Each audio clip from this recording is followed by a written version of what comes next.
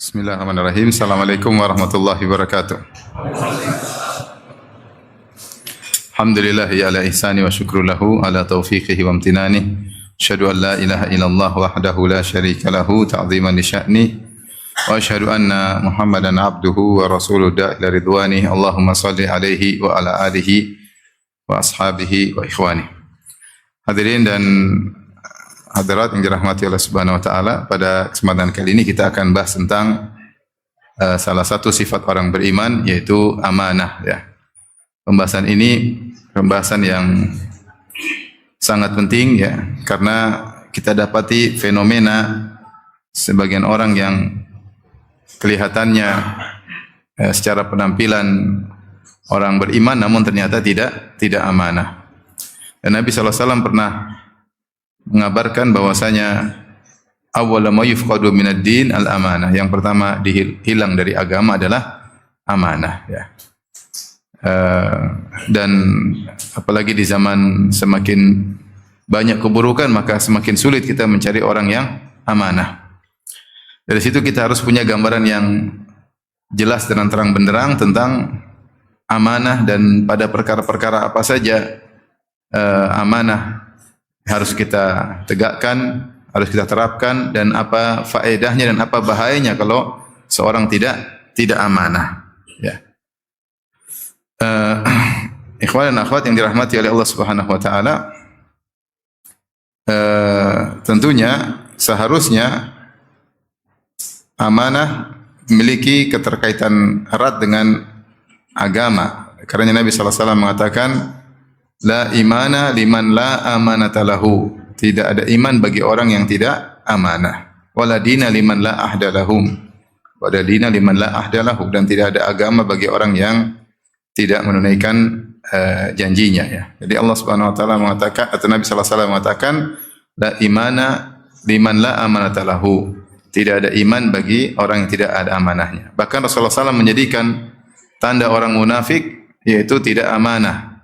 Kata Nabi sallallahu alaihi wasallam, ayatul munafik salas, tanda orang munafik tiga. Idza haddatsa kadzaba, kalau dia berbicara dia berdusta. Wa idza wa'ada akhlafa, kalau dia berjanji dia menyelisihi. Wa idza tumina khana, dan kalau dia diberi amanah dia berkhianat. Tentunya tidak ada yang suka jika memiliki sifat kemunafikan ya.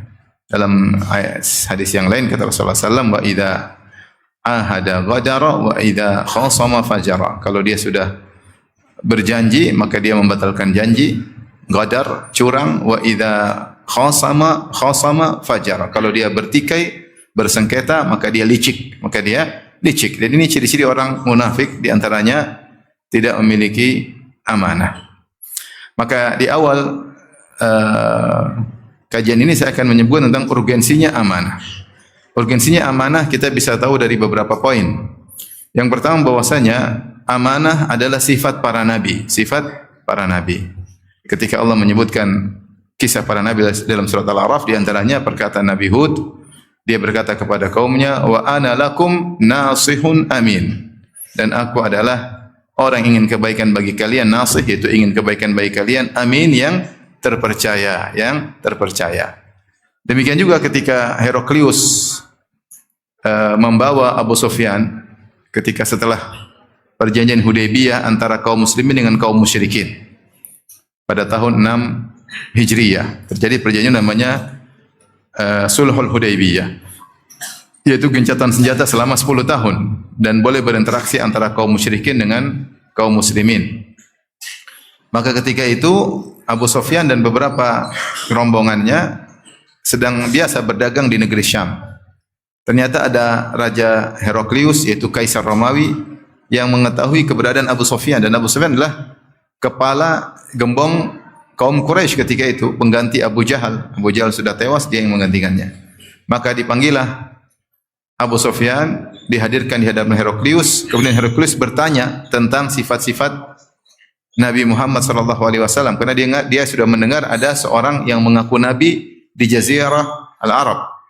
Dan dia sedang menanti-nanti hadirnya nabi terakhir. Dia sudah nanti-nanti. Maka dia ingin cross check, maka dia tanya kepada Abu Sufyan dengan beberapa pertanyaan Di antara pertanyaannya, Abu Sufyan bertanya, Heraklius bertanya kepada Abu Sufyan, wa madza ya'murukum? Apa yang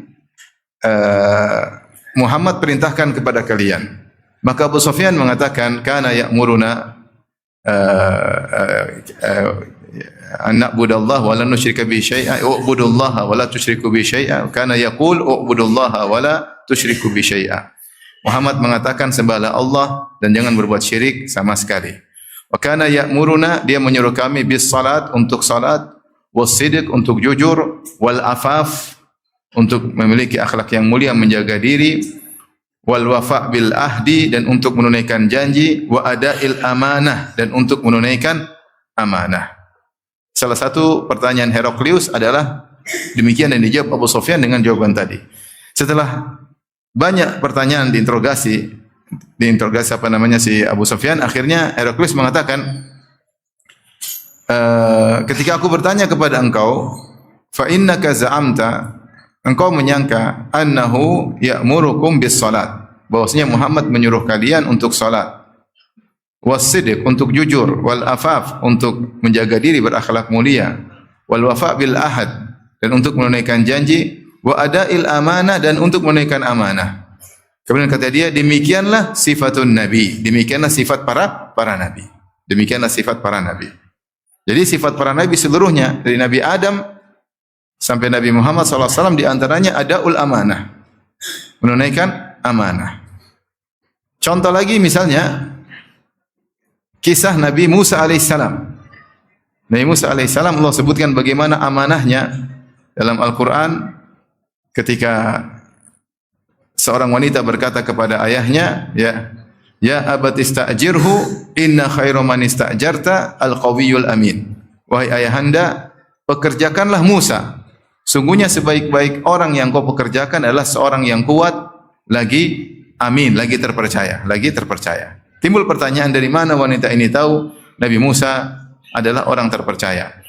Dalam Al-Quran Allah mengatakan, walamma warada ma'a Madyana wajada alaihi ummatan minan nasi yasqun wa wajada min dunihim imra'ataini tadhudan. Qala ma khatbukuma?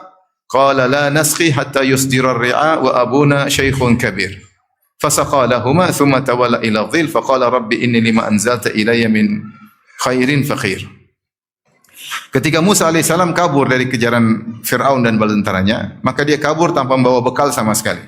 Maka dia berjalan dengan perjalanan yang sangat jauh dari Mesir menuju ke Saina, yaitu dari benua Afrika menuju ke benua Asia.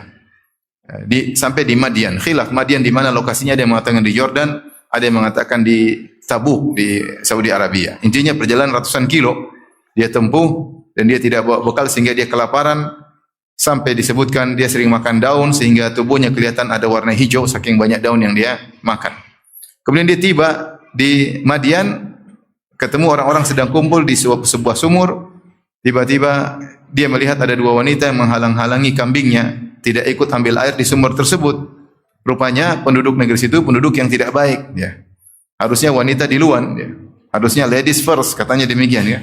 Ini perempuan cuma dua orang. Ternyata dibiarkan. Harusnya kalau perempuan cuma dua orang, udah mereka berdua dulu berlaki-laki. Ternyata mereka tidak demikian. Laki-laki dulu ambil air. Maka Musa datang kepada kedua wanita tersebut. Musa alaihissalam berkata, ma khutbukuma, apa yang buat kalian, apa gerangan kalian, kenapa kalian tidak ambil air? Maka mereka berdua mengatakan, la nasqi hatta yusdirar ri'a. Kami tidak akan ambil air sampai laki-laki semua pergi dulu. Wa abuna syaikhun kabir, adapun ayah kami sudah tua, ya, sehingga tidak bisa mengambil air. Harusnya laki-laki yang ambil air, tapi ayah kami sudah tua, maka kami yang ambil air.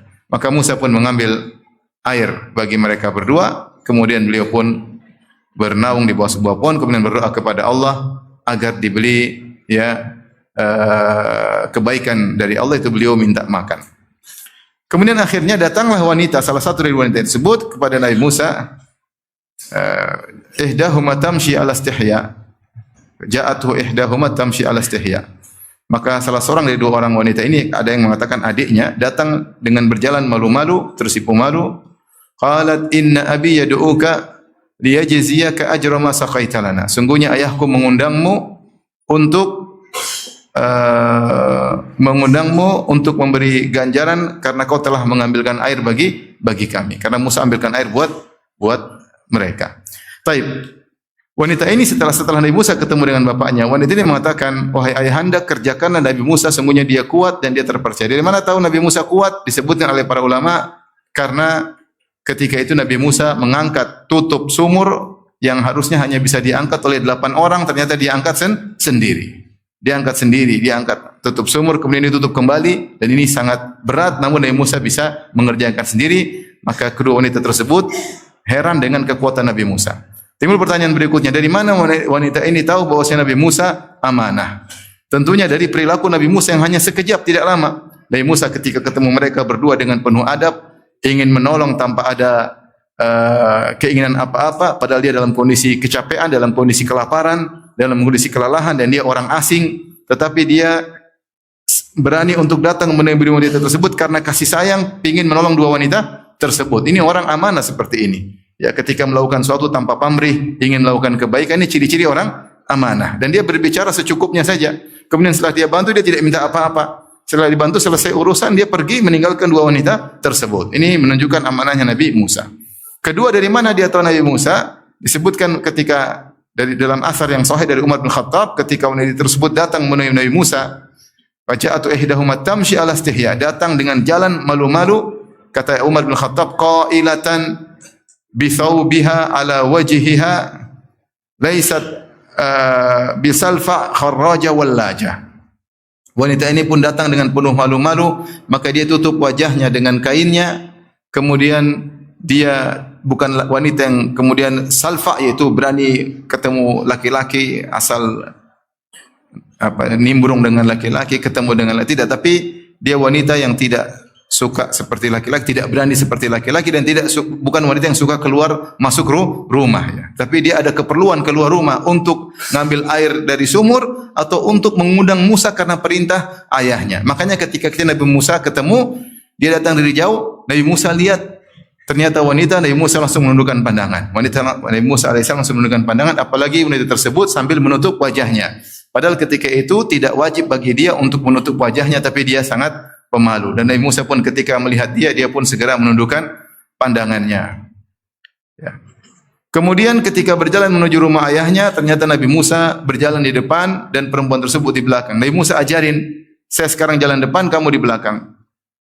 Kalau saya jalan lurus, biarkan saya berjalan. Kalau belok kanan, lemparkan kerikil ke kanan. Kalau belok kiri, lemparkan kerikil ke kiri. Jadi Nabi Musa jalan, kalau belok kanan, dia lempar ke kanan, belok kanan.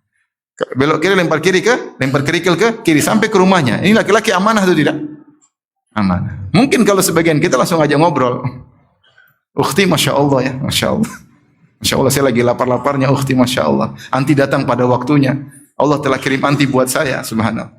Mungkin kalau sebagian kita demikian. Tapi Musa tidak. Subhanallah, dia tahu jaga diri. Kalau perempuan itu jalan di depan, dia akan melihat lekuk tubuh wanita tersebut. Kalau jalan di samping, bisa tengok-tengokan. Bisa ngobrol-ngobrolan, padahal mereka berdua tidak ada hubungan kemahraman.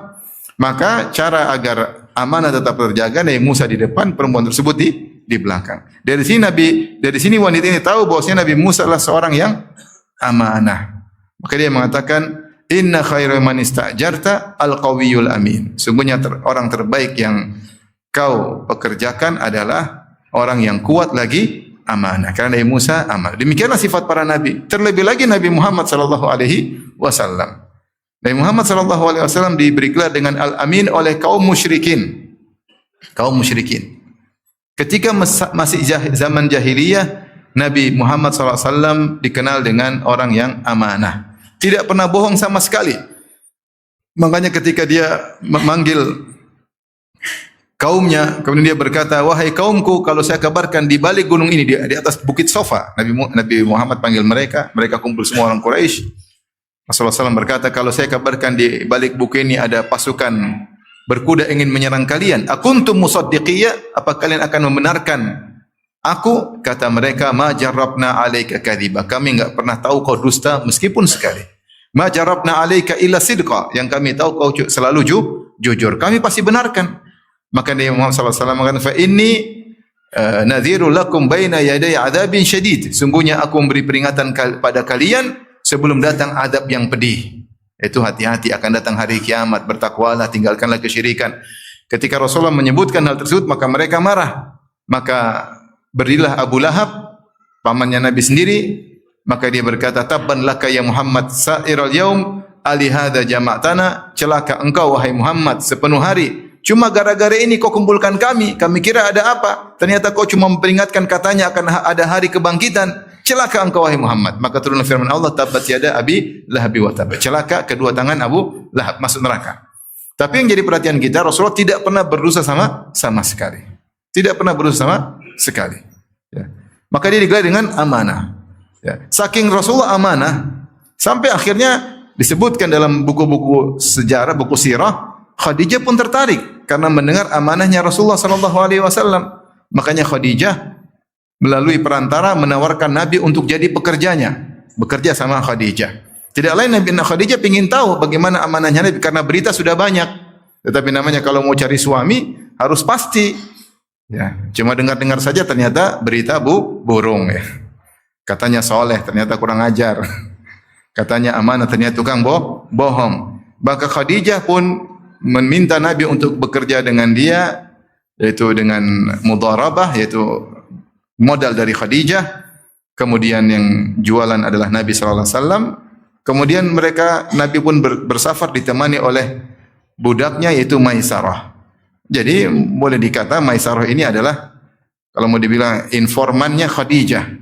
Sehingga berjalan dengan Nabi dan itu perjalanan jauh dari Mekah menuju Syam, kemudian berdagang, kemudian balik lagi, dan dalam perjalanan tersebut akan tersingkap bagaimana hakikat Rasulullah sallallahu alaihi wasallam di mata Maisarah. Kemudian Maisarah pun melaporkan kepada Khadijah, maka Khadijah semakin yakin bahwasanya Rasulullah sallallahu memang utama untuk dijadikan suaminya. Padahal yang melamar Khadijah banyak, namun dia tidak mau radhiyallahu taala anha. Jadi kenapa kata Rasulullah sallallahu amanah? Dan Rasulullah sallallahu pun setelah menjadi nabi pun amanah. Di antara kebiasaan orang-orang Quraisy adalah menyimpan wadiah yaitu barang berharga di sisi Nabi sallallahu alaihi wasallam. Jadi meskipun mereka menuduh Nabi sebagai pendusta, sebagai orang gila ya, tapi mereka karena tahu Rasulullah SAW adalah orang amanah, mereka menitipkan wadiah mereka, barang-barang berharga mereka kepada Nabi sallallahu alaihi wasallam. Saking amanahnya Nabi, bahkan ketika Nabi hijrah, Nabi tidak bawa lari sepeser pun dari titipan-titipan tersebut. Saking banyaknya titipan tersebut, sampai Nabi tugaskan Ali bin Abi Thalib, kau jangan dulu hijrah, saya dulu. Kau tugas di Mekah 3 hari, kembalikan wadiah-wadiah tersebut. Ali bin Abi Thalib butuh 3 hari untuk mengembalikan barang-barang titipan yang dititipkan kepada Nabi sallallahu alaihi wasallam. Bayangkan mereka orang-orang kafir bilang Muhammad di siang hari gila, sinting, dukun, penyihir, penipu, tapi mereka ternyata menitipkan barang-barang mewah mereka kepada siapa? Nabi, ya. Makanya Allah mengatakan wa ma sahibukum bimajnun. Ketika mereka dulu Muhammad gila-gila, kata Allah, wa ma sahibukum, bukanlah teman kalian orang gila. Itu Muhammad kalian sudah kenal sejak dulu. Itu kawan kalian, hidup bersama, tumbuh bersama kalian di Mekah. Muhammad dulu main-main sama Abu Jahal. Kalian tahu dia, masa kalian bilang dia gila? Hanya kebohongan ya. Fa innahum la yukadzibunak walakin adh-dhalimina bi ayatillahi jahadun. Kata Allah, sungguhnya mereka tidak mendustakan engkau wahai Muhammad, tapi mereka ngeyel, kata Allah. Jadi dalam hati mereka tahu Muhammad bukanlah pendusta. Jadi bukanlah orang yang tidak pengkhianat. Rasulullah SAW amanah sampai barang-barang semua dikembalikan. Baru Ali bin Abi Thalib nyusul Nabi Muhammad sallallahu alaihi wasallam. Ini di antara amanahnya Nabi Muhammad sallallahu alaihi wasallam dan diakui oleh mereka ya. Makanya Rasulullah SAW diberi gelar dengan Al-Amin. Diberi gelar dengan Al-Amin. Baik. Jadi di antara urgensinya amanah bahwasanya amanah adalah sifat di antara sifat utama para nabi. Kalau mereka tidak amanah maka umatnya tidak akan percaya kepada mereka. Kata Rasulullah SAW amanah maka mereka percaya. Saking amanahnya Nabi sampai ada ayat-ayat yang turun yang di situ menegur Nabi tetap sampaikan. Ada beberapa ayat menegur Nabi. Nabi tidak sembunyikan. Seperti firman Allah, "Abasa wa tawalla an ja'ahul a'ma wa ma yudrika la'allahu yazakka." Ketika salah seorang sahabat, ya Abdullah ibnu Ummi Maktum yang buta, datang kepada Nabi sementara Nabi sedang mendakwahi kaum Quraisy, pembesar-pembesar Quraisy. Nabi ingin kalau pembesar Quraisy ini sadar, maka pengikutnya banyak. Dan Nabi lagi konsen, tiba-tiba datang Ibnu Ummi Maktum minta diajarin ilmu. Maka Nabi berpaling darinya dengan bermuka masam. Nabi berpaling darinya dengan bermuka masam karena Nabi lagi konsen ini seakan-akan nanti ajalah kau belakangan, kau kan sudah Islam, nanti dulu. Saya lagi konsen sama orang-orang kafir. Maka Nabi pun berpaling dan bermuka masam. Abdullah bin Ummi Maktum, dia buta. Dia tahu enggak Nabi berpaling? Dia enggak lihat. Dia tahu enggak Nabi bermuka masam? Dia enggak lihat. Tetapi Allah tahu. Allah tahu, maka Allah turunkan firman-Nya, abasa wa tawalla. Dia bermuka masam dan berpaling. Dan Rasulullah tidak menyembunyikan ayat tersebut. Rasulullah SAW tetap menyampaikan ayat tersebut meskipun ayat tersebut menegur dirinya sendiri. Bahkan Nabi setelah itu memuliakan Abdullah bin Ummi Maktum. Ya, kalau Nabi sedang bersafar terkadang Ibnu Ummi Maktum dijadikan pengganti Nabi di kota Madinah. Ibnu Ummi Maktum meskipun buta, dia adalah tukang adzannya Nabi Muhammad sallallahu alaihi wasallam. Tukang azannya Nabi Muhammad sallallahu alaihi wasallam. Ya Rasulullah SAW mengatakan, "Inna Bilalan yu'adzinu bil-lail." Sungguhnya Bilal mengumandangkan azan masih malam, yaitu wa kulu washrabu, makan dan minumlah terus hatta yu'adzina Ibnu Ummi Maktum, sampai Ibnu Ummi Maktum mengumandangkan azan. Padahal dia buta. Bagaimana dia bisa lihat fajar? Ada yang liatin. Subhanallah.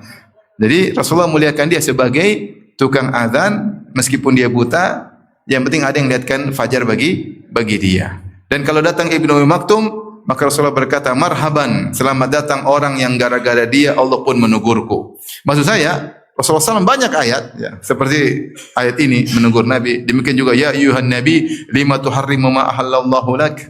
Wahai Nabi, kenapa kau mengharamkan apa yang Allah halalkan bagimu? Allah tegur Nabi, Nabi sampaikan ayat tersebut. Allah juga berfirman, "Afallahu anka lima adzinta lahum." Allah maafkan engkau Muhammad. Kenapa kau biarkan orang-orang munafik tidak ikut jihad? Allah tegur, dan semua ayat-ayat yang menegur Nabi, Rasulullah SAW tidak pernah sembunyikan. Kalau Nabi berkhianat, tentu ayat-ayat seperti itu akan Nabi sembunyikan. Tapi di antara urgensinya amanah, Allah juga mensifati malaikat Jibril, nazala bihi ruhul amin, bahwasanya Al-Quran itu dibawa oleh Ar-Ruh, yaitu malaikat Jibril Al-Amin yang terpercaya. Ya. Karena Allah menjelaskan bahwasanya Al-Quran sampai kepada Rasulullah melalui malaikat yang terpercaya. Dan Allah memuji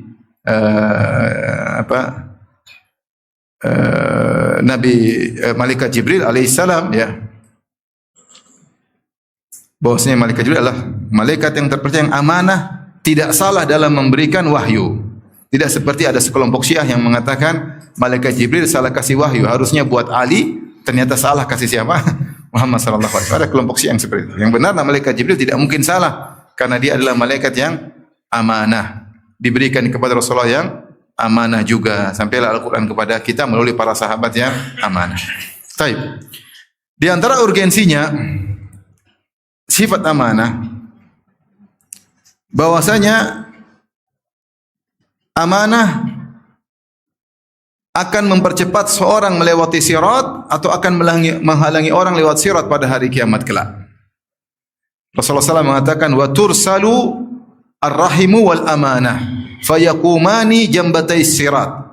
Ketika orang-orang sedang melewati sirat, dikirimlah amanah dan rahim, maka mereka berdua berdiri di samping kanan kiri sirat, yaminan wa shimalan.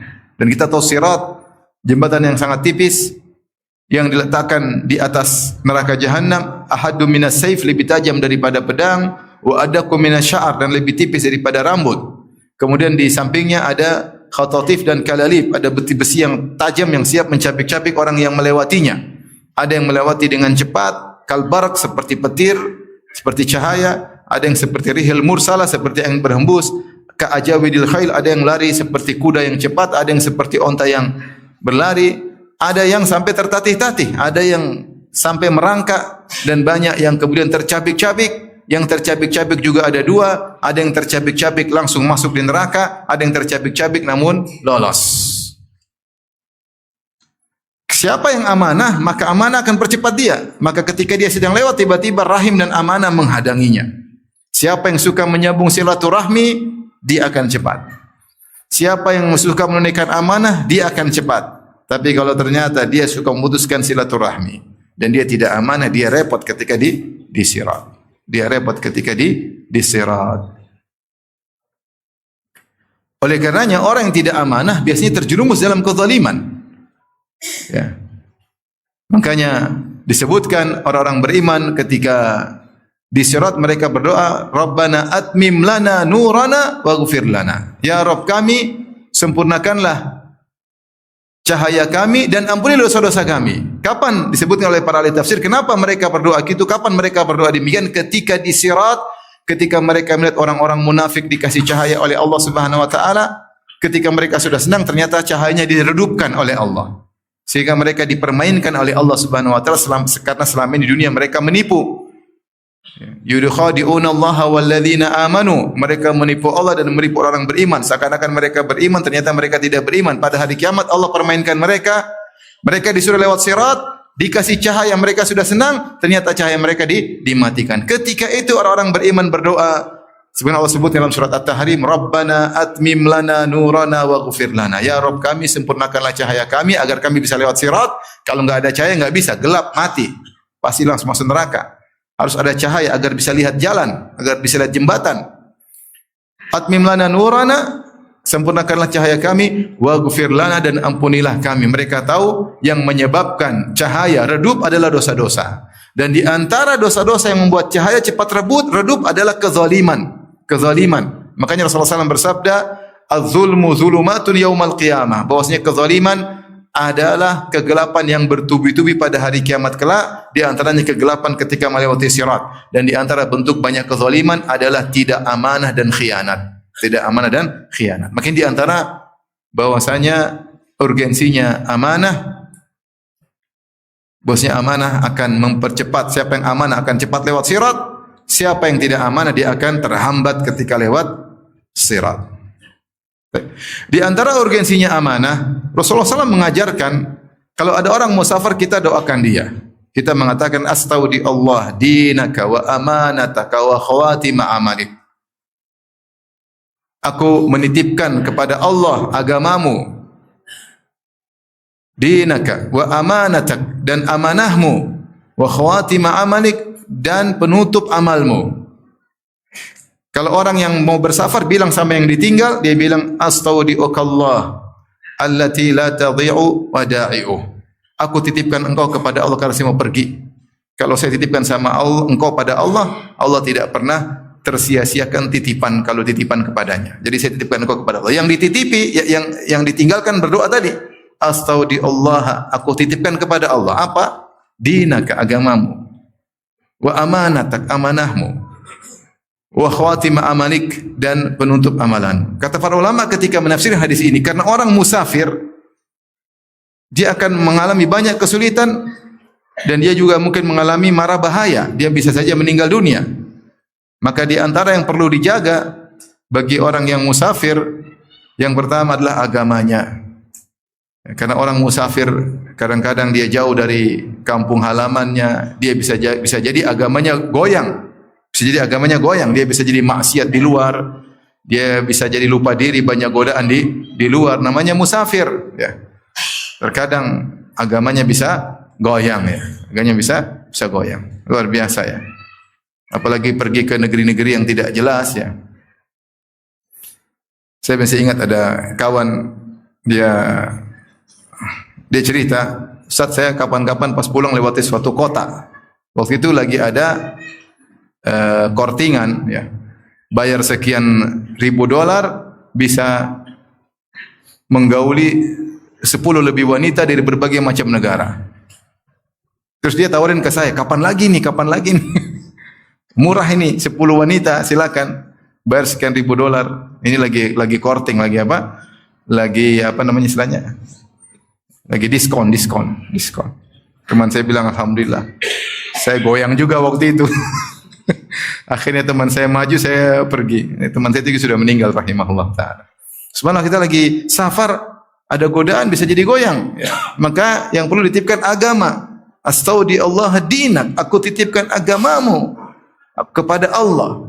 Allah yang bisa jaga agamamu ketika kau sedang bersafar.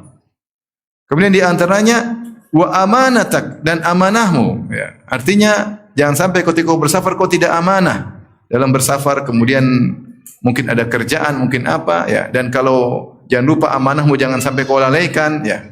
Ingat amanah. Ya. Jangan sampai kau meninggal sementara kau tidak amanah. Yang terakhir khawatimah amalik, agar kau kalaupun meninggal maka amal terbaikmu adalah husnul khatimah. Adalah husnul khatimah. Kau meninggal dalam kondisi amal penutup yang terbaik.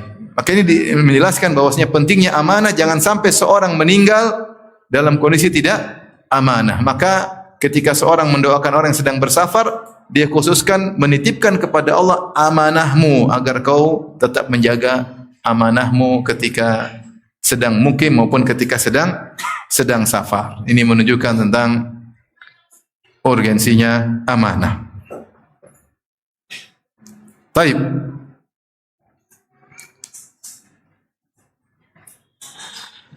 Di antara urgensinya amanah, Rasulullah SAW pernah berdoa agar Allah melindunginya dari khianat, dan khianat lawan daripada amanah. Di antara doa Nabi SAW, Allahumma inni a'udzubika minal ju' fa innahu bi'sal dhaji'. Ya Allah, aku berlindung kepada Engkau dari kelaparan ketika sedang tidur. Ya. Kalau sudah lapar yang sangat parah, sehingga seorang tidak bisa, maksudnya bukan tidak sedang tidur, tapi lapar yang sangat parah yang buat seorang tidak bisa beraktivitas sehingga dia harus melazimi tempat tidur. Bi'sal dhaji', fa innahu bi'sal dhaji'. Kalau seorang sampai harus terkapar di tempat tidur gara-gara kelaparan, ini sangat berbahaya sehingga dia tidak bisa menjalankan aktivitasnya, sulit untuk beribadah. Maka Rasulullah berlindung dari kelaparan yang sampai seperti ini. Kemudian kata Rasulullah SAW, wa a'udzubika minal khiyanah fa innaha bi'sal bitanah. Wa a'udzubika minal khiyanah fa innaha bi'sal bitanah. Dan aku berlindung kepada Engkau dari khianat karena dia adalah seburuk-buruk teman atau seburuk-buruk. Bitanah itu batin seseorang. Seburuk-buruk batin seorang. Yaitu kata para ulama, Rasulullah SAW berlindung jangan sampai seorang batinnya diisi dengan khianat, dan jangan sampai dia dikhianati oleh orang lain. Jangan sampai dikhianati oleh orang lain. Karena kalau kita dikhianati memang sangat menyakitkan, sangat menyakitkan. Terkadang dikhianati terkait dengan dunia kita, terkadang dikhianati terkait dengan agama kita. Banyak orang dikhianati. Udah kerjasama dari awal dengan kawan sampai besar, tahu-tahu kawan ini kurang ajar, kemudian diambillah segala aset perusahaannya. Ini terjadi. Dia kasih modal untuk kerja, tentu kok anak buah saya bos. Ternyata dia bikin usaha atas nama dia sendiri. Dia kembangkan setelah sukses, si bos menyangka semua adalah hasilnya buat dia. Kata dia, bos, saya sudah punya usaha sendiri. Padahal pakai uang bosnya. Ini khianat atau bukan? Khianat. Menyakitkan. Seorang ketika punya pegawai seperti itu, sudah dia ambil dari tidak bisa apa-apa sampai berhasil, ternyata dia menikam dari belakang. Maka ini sangat menyakitkan. Seorang memiliki pasangan hidup, sudah dia baikin, ternyata berkhianat dan selingkuh, menyakitkan. Sudah dikasih masuk salon, ya, sudah bayar mahal-mahal, ternyata buat orang lain. Menyakitkan atau tidak? Menyakitkan. Khianat itu paling tidak enak. Makanya Rasulullah mengatakan, "A'udzubika minal khiyanah fa innaha bi'sal bitanah." Aku berlindung kepada Engkau dari khianat. Baik saya berkhianat atau saya dikhianati. Ya, karena seburuk-buruk sikap perangnya seseorang, seburuk-buruk al-bitanah itu lawan dari lahiriah, batin. Ya. Itu batin seseorang, seburuk-buruk batin seseorang. Seburuk-buruk perangai seseorang. Dan ketika Rasulullah SAW mengkhususkan untuk berlindung dari khianat, menunjukkan bahwasanya khianat adalah perkara yang sangat buruk, dan amanah lawannya adalah perkara yang sangat indah. Baik. Di antara urgensinya amanah, sampai Rasulullah SAW melarang orang membalas khianat dengan khianat. Jadi jangan kau lepaskan amanah meskipun sedikit pun. gara-gara ingin balas dendam, enggak boleh. Kata Rasulullah SAW, "Addil amanata ila ahliha, wa la takhun man khanak." Kata Nabi SAW, tunaikanlah amanah kepada pemiliknya, wa la takhun man khanak, dan jangan kau khianat kepada orang yang mengkhianatimu, enggak boleh. Dia khianat, kita balas khianat, enggak boleh. Enggak boleh. Khianat itu apa? Khianat itu melakukan keburukan di saat kita dipercayai, enggak boleh. Ada orang khianat kita, kita enggak boleh. Misalnya, waliyadzubillah, si A, istrinya berkhianat dengan seorang laki-laki. Kemudian dia balas, dia zina lagi istri temannya tersebut. Enggak boleh. Balas-balas ini enggak boleh. Enggak boleh balas khianat dengan khianat. Kalau kita balas-balas dengan benar, tapi enggak boleh ketika dia sudah percaya sama kita, kita balik khianat. Enggak boleh. Enggak boleh seorang mukmin melepaskan baju amanah dari tubuhnya. Enggak boleh sama sekali. Rasulullah mengatakan, wala takhun man khanak. Jangan kau berkhianat kepada orang yang berkhianat kepadamu. Kalau kau balas bukan dengan cara khianat, balas depan benar-benar, nyatakan, tidak. Jangan tikam dari belakang, benar-benar depan-depan, balas dengan jelas dan nyata. Bukan kita merayu seakan-akan dia percaya sama kita, kemudian kita khianati. Itu enggak boleh. Seorang mukmin tidak boleh berkhianat. Sedikit pun tidak boleh berkhianat. Ini menunjukkan buruknya sifat khianat dan pentingnya sifat amanah pada diri seseorang. Taib.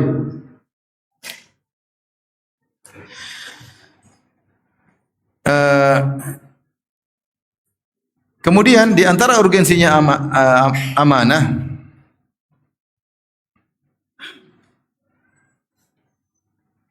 datang perintah untuk amanah dalam Al-Quran.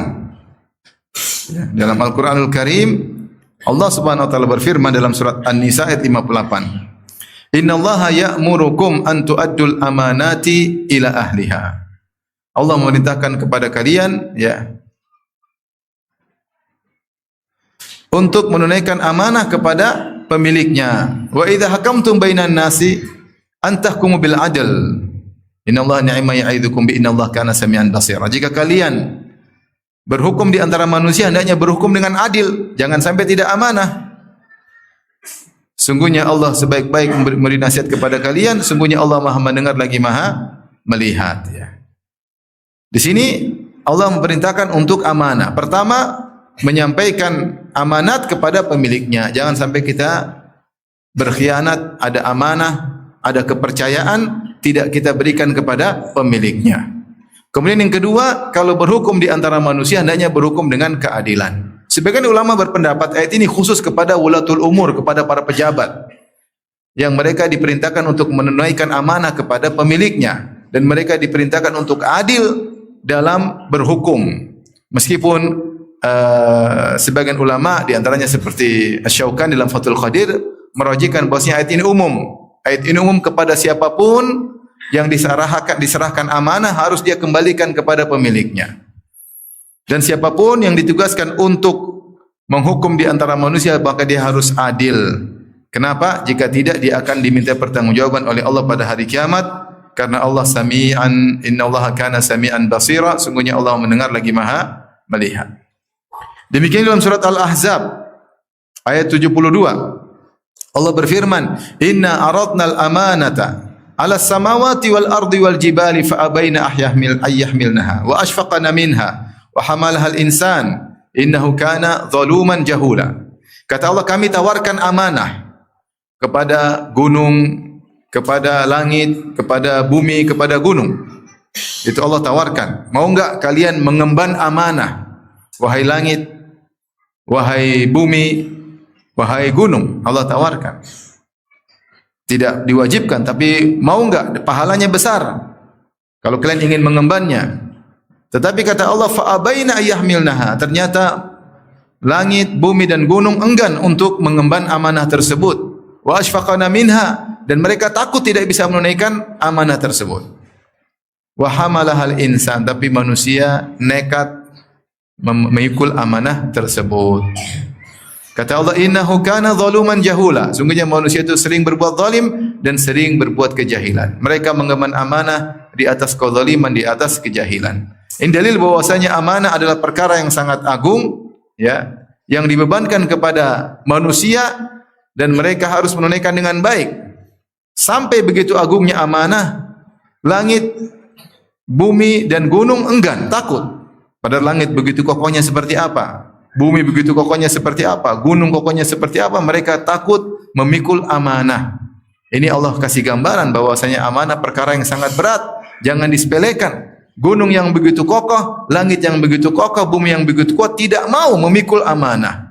Dan kalian sekarang memikul amanah tersebut, maka tunaikanlah dengan baik. Jika tidak, akan menjadi malapetaka bagi kalian di akhirat kelak. Di akhirat kelak. Allah Subhanahu wa taala demikian juga dalam Al-Qur'an menyebutkan ciri-ciri penghuni surga, di antaranya kata Allah walladzina hum li amanatihim wa ahdihim raun, yaitu orang-orang yang memperhatikan amanah-amanah mereka dan perhatikan janji-janji mereka. Allah sebutkan dalam surah Al-Qad aflahal mu'minun alladzina hum fi salatihim khashi'un walladzina hum 'anil lagwi mu'ridun walladzina hum lizakati fa'ilun walladzina li furujihim hafizun illa 'ala azwajihim aw malakat aymanuhum fa innahum ghairu malumin faman ibtagha wara'a dzalika fa ulaika humul 'adun walladzina hum li amanatihim wa ahdihim ra'un. Kemudian di akhir ayat kata Allah ulaika humul warithun alladzina yarithuna al-firdausa hum fiha khalidun. Sungguh beruntung orang-orang yang beriman. Siapa mereka? Kata Allah di akhir, mereka lah para pewaris surga Firdaus. Setelah Allah sebutkan sifat-sifat mereka. Sifat-sifat spesifik, spesial. Yang pertama, khusyuk dalam salat mereka. Yang kedua, mereka meninggalkan perkara-perkara yang sia-sia. Sampai Allah mengatakan, وَالَّذِينَ هُمْ لِأَمَانَاتِهِمْ وَعَهْدِهِمْ رَاعُونَ. Orang-orang yang senantiasa perhatian terhadap amanah yang dibebankan kepada mereka. Perhatian terhadap janji mereka. Kita nanti baru kita tahu ternyata amanah itu banyak. Ngurus istri amanah, ngurus anak amanah, ngurus suami amanah, ngurus rumah amanah, ngurus yayasan amanah, ngurus uang umat amanah, didik anak orang amanah, ustaz ngajar orang juga amanah, amanah tentang ilmu, banyak amanah, amanah terhadap tetangga, banyak amanah yang Allah bebankan. Orang beriman dia ngurusin amanah-amanah tersebut dengan baik. Sehingga menjadi penghuni surga Firdaus, menjadi penghuni surga Firdaus.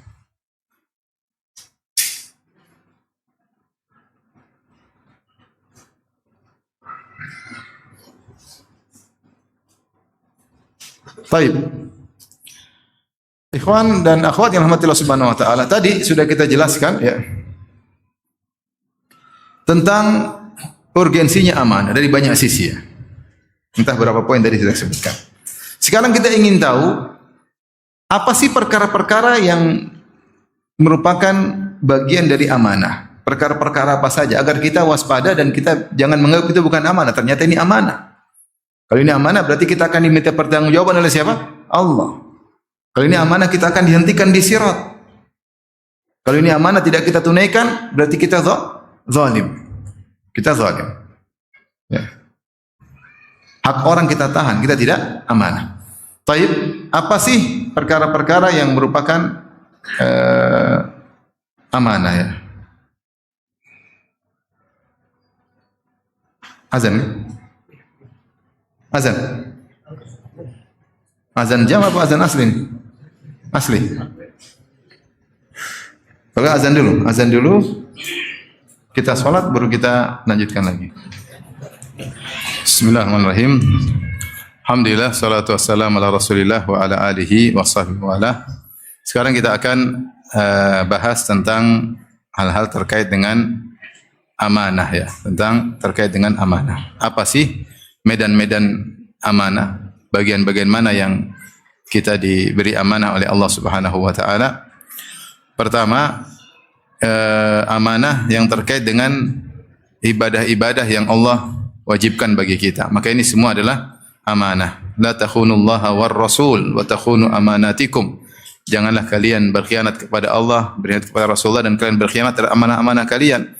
Allah sudah bebankan untuk salat, Allah telah bebankan untuk bayar zakat, kalau punya uang harus berhaji ya. Maka ini semua adalah amanah ya.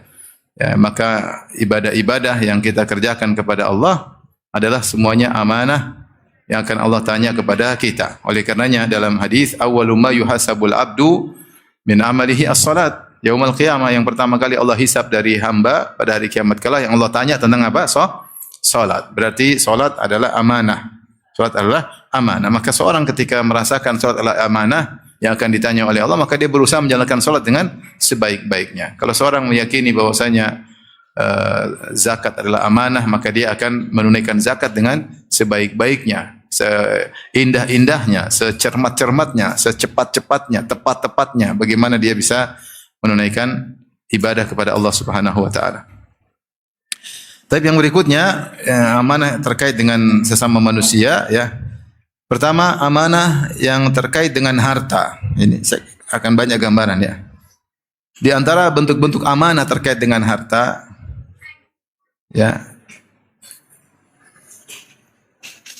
yaitu menjaga diri agar tidak mengambil harta orang lain, agar tidak menggunakan harta orang lain. Ini berarti kita amanah. Jangan sampai kita menggunakan harta orang lain, mengambil harta orang lain kecuali dengan izinnya dan keridhaannya. Izinnya dan keridhaannya. Sebagai bentuk amanah terhadap diri kita. Sampai para ulama mengatakan kalau kita pinjam sesuatu harus minta izin ya. Di antara yang saya ingatkan, kalau ke masjid, kalau mau wudu jangan pakai sendal orang. Sendal dia taruh karena bagus, dia pakai sendal orang. Padahal sendal orang lebih mahal daripada sendal dia. Akhirnya sendal kulit jadi basah, jadi mengganggu. Ini namanya tidak amanah. Ya, menggunakan harta orang tanpa izin ya. Kemudian juga menunaikan harta orang lain yang dibebankan kepadanya ya. Dan ini banyak seperti yang terkait dengan nafkah-nafkah wajib, itu amanah. Ya, kita punya nafkah wajib kepada anak istri harus kita tunaikan. Orang-orang yang wajib kita nafkahi, kita wajib tunaikan. Kita punya kewajiban untuk memberi gaji kepada para pegawai, itu amanah. Jangan sampai kita gampangkan ya. Bahkan Rasulullah menganjurkan kita untuk memberi gaji kepada al-ajir, kepada orang pekerja sebelum ayajifa arakuh, sebelum keringatnya kering. Kalau kita bisa kasih gaji sebelum waktunya lebih baik. Misalnya pegawai kita gaji tanggal 25, harusnya kita kasih gaji 24, oke, lebih baik ya. Lebih baik ya. Sehingga perhatian terhadap gaji-gaji orang kerja sama kita. Jangan menggampangkan, itu hak orang. Cuma segitu, bagi kita segitu, bagi dia itu sangat berharga. Bagi dia sangat berharga. Bagi orang apa sih? Cuma 1 juta kok ribut sekali. Bagi dia buat makan. Dia buat makan buat dia, buat anak istrinya. Jangan gampangkan ya. Di Jakarta aja masih ada orang kerja supir gaji 2 juta. Padahal ke Jakarta kehidupan kayak apa beratnya ya. Terus kita tunda-tunda lagi gajinya, setengah mati, kasihan. Ya. Kemudian juga warisan, jangan ditahan-tahan. Ini juga hak orang lain. Kalau kita ada termasuk ahli waris, kemudian ada warisan, kita bilang nanti aja dijual. Padahal ada adik kita yang miskin yang butuh uang warisan. Kita bilang nanti aja, kau tamak sekali, uang segini aja. Padahal bagi adik kita itu uang sangat banyak. Akhirnya kita tahan-tahan, rumah ini enggak dijual, rumah waris yang dijual sampai adik kita mati enggak dapat apa-apa. Padahal sebenarnya rumah ini dijual mungkin laku 20 miliar misalnya atau 5 miliar. Paling tidak dia bisa senang-senang 500 juta meskipun setahun habis. Kita tahan-tahan sampai dia mati. Dia tidak merasakan kenikmatan harta warisan tersebut. Enggak boleh. Mentang-mentang kita kakak nomor 1, akhirnya kita menghalangi. Sudah ada yang mau beli rumah, kita jual dengan harga yang tinggi, akhirnya enggak laku-laku sampai adik kita mati. Nah, mati kan kita dapat warisan lagi dari adik kita. Ini subhanallah, hati-hati. Warisan harus segera ditunaikan ya. Barang pinjaman, kalau kita pinjam barang, ingat-ingat, jangan sampai lupa pinjam barang orang ya. Harus dikembalikan ya. Utang harus dibayar. Jangan udah utang, orang udah baik minjamin uang sama kita, kemudian kita tidak bayar-bayar. Padahal kita punya uang. Kita punya uang, akhirnya kita beli ini, beli anu, ternyata hak uang orang tidak kita bayarkan, padahal sudah jatuh tempo. Rasulullah mengatakan, matalul ghani zulmun. Ya, menunda-nunda pembayaran utang padahal dia mampu adalah kezaliman. Nanti punya harta, punya aset, jual, bayar utang. Itu orang dia butuh uang. Sudah waktu jatuh tempo. Ada orang kasih pinjam uang sama kita, itu orang baik. Dia udah baik, ternyata kita tidak baikin dia. Air susu dibalas dengan air tuba. Nah, ini banyak kejadian. Sampai akhirnya yang minjamin uang jadi ngemis-ngemis. Ya. Mengemis. Bayar dong, kasihan saya, bayar dong. Subhanallah. Dia punya uang. Ini zalim. Hati-hati. Hak orang tidak dikembalikan ya. Kemudian wadi'ah, ada harta yang dititipkan kepada kita, maka hendaknya kita jaga, jangan kita lalaikan. Ya, kalau kita tidak mampu jangan, saya enggak mampu. Kalau mampu kita jaga, dapat pahala menjaga harta orang. Saatnya dikasih maka kita kembalikan, maka kita kembalikan. Maka kita kembalikan. Tapi ini terkait harta. Ini contoh-contoh saja agar kita waspada. Jangan sampai hak orang kita tahan, hak orang tidak kita kembalikan. Makanya Rasulullah SAW mengatakan, la tu'addunnal huquqa ila ahliha, atau la tu'addannal huququ ila ahliha yaumal qiyamah hatta yuqada li syalti al-jalha min asyartil qarna. Kata Nabi SAW, sungguhnya semua hak akan dikembalikan kepada pemiliknya hari kiamat kelak. Jangankan manusia, sampai kambing yang ditanduk akan minta kisos dari kambing yang menanduknya. Rasulullah mengatakan kambing saja hewan akan minta haknya. Amanahnya dia minta. Bagaimana lagi dengan manusia? Jangan pernah menyepelekan masalah harta meskipun sedikit pun. Meskipun sedikit pun. Kita berusaha, kita meninggal, tidak ada hak orang lain kita tahan. Semua amanah sudah kita kembalikan. Berusaha. Jangan menggampangkan, jangan menggampangkan ya. Jangan menggampangkan. Saya pernah menghadapi masalah kasus di persidangan, terus orang yang menahan cuma segitu aja. Saya bilang, ya akhi, segitu bagi dia penting, bagi ente tidak penting, bagi dia penting segitu. Baru dia ngeh, baru dia terdiam. Ini bagi dia penting. Bagi orang mungkin miliarder uang 100 juta apa nilainya, tapi bagi dia yang tidak punya uang apa-apa, bagi dia sangat besar uang segitu, dia bisa gunakan untuk macam-macam. Ya, kemudian kita gampang, hati-hati. Kemudian juga di antaranya amanah terkait dengan harga diri, ya. Harga diri, maka seorang jangan ya harus menjaga harga dirinya dan juga menjaga harga diri orang lain, ya. Menjaga harga dirinya, jangan dia rusak harga dirinya, ya. Dengan mengumbar aib-aibnya, jangan, harga dirinya amanah, ya. Kemudian juga misalnya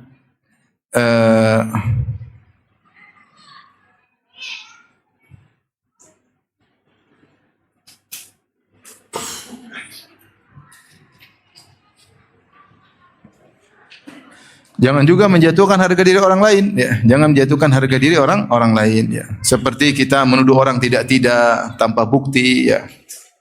Jangan ikut-ikutan. Orang tuduh kita tidak, sudah, kita enggak usah ikut-ikutan, ya.